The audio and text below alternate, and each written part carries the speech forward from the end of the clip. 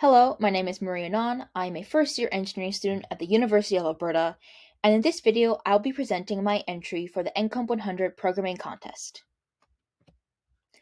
Project Overview. My objective with this project was to replicate the New York Times game Wordle and enter it in the Games and Puzzles category of the competition. In this game, the user has 6 tries to guess a secret 5-letter word called the Wordle. I chose this project because I love playing word games like Wordle and crossword puzzles every day. I also wanted to improve my Python skills by working on my own project that wasn't just a lab assignment for this course, and I also wanted the chance to be creative. I limited myself to the scope of this course so that I wouldn't get carried away making my program overly complicated. The first version of this game was very simple. It required manual input for the Wordle, and then for 6 tries, checked each letter to be green, yellow, or gray.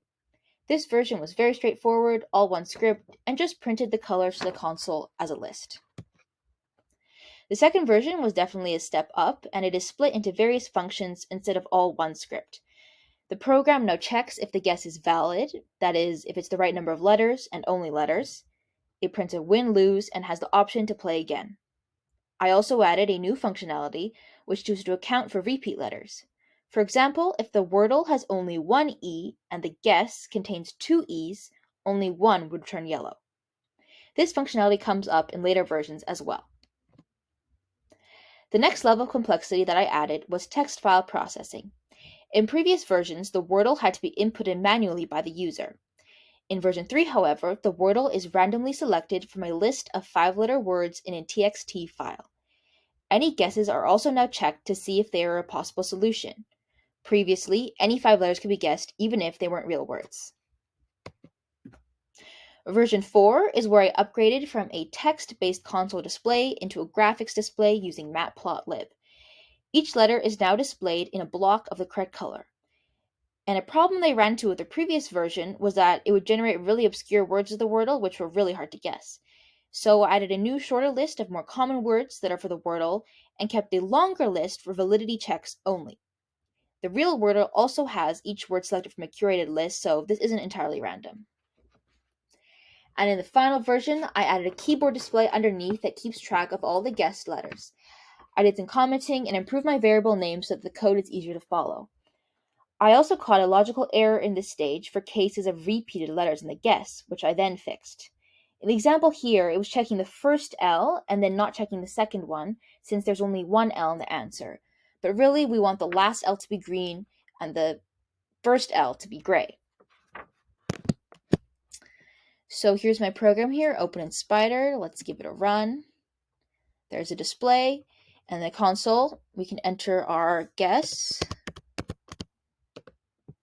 There's one. Let's try another one. Here we go. So you can see everything's displayed with the correct colors, everything's lining up. Then, so what did I learn from my project? The main things I learned from my project were: 1. To increase complexity in small increments so that you'd always have something functional for every step. It would have been really hard to suddenly jump into the final, most complex form of this project. 2. To utilize special data types to your advantage. It can be easy to just always use lists, but there are a lot of other data types like dictionaries and sets that can be really helpful, especially for specific things like Wordle, checking each letter. 3rd, it's really important to do tests as you go, especially for a user input-based program. What the user inputs might not be what your program is expecting, and you need to account for that. Especially when there are specific logical operations involved like this one. You got to make sure that you test it thoroughly. Lastly, I would like to acknowledge Josh Wardle, the original creator of Wordle. I'd also like to acknowledge my professor, Dr. Joseph, for all your help. Lastly, I'd like to acknowledge the website bjuice.com and GitHub user Dracos for the lists of 5-letter words. Thank you, and I hope you enjoyed this video.